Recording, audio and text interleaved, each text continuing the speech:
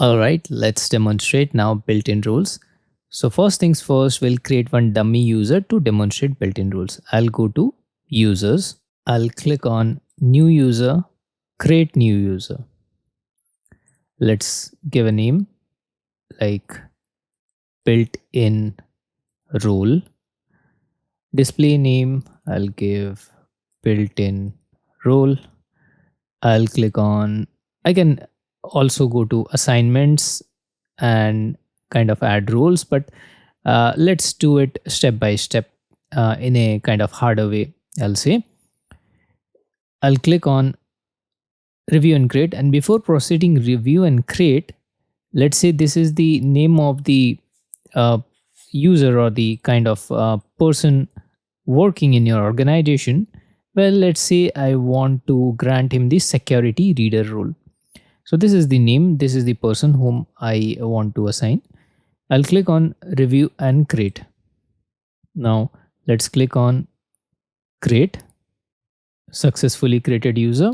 We got to either refresh the browser or we can refresh it from here as well. And as soon as I click refresh, built-in role is available. So now let's say I need to assign security reader role. How do we do it? I'll navigate to the left hand side, a blade here, and here we'll get the roles and admins. Let's click on roles and admins. Now under all roles, these are all the built-in roles. If you look, the type built-in is mentioned here, right? Now let's say we want to assign the security reader. I'll type here the security reader. Let's check mark this. I can click on the three dots and then go to description. I can read the description as well. What are the roles here? The permissions, everything is mentioned here. What security reader can do, right?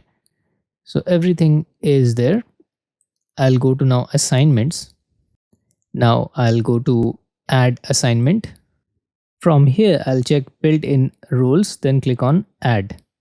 So as soon as I add, it successfully got added in the built-in role. If we look, that's what we have created the user a few moments back. So that's what concludes the built-in role from our end. So now we need to notify the user named like built-in role to check from their end they can access the resources from their end or not. So that is how testing is done. The user can do the testing. So that's what concludes. Thank you so much. Let's meet in our next lecture.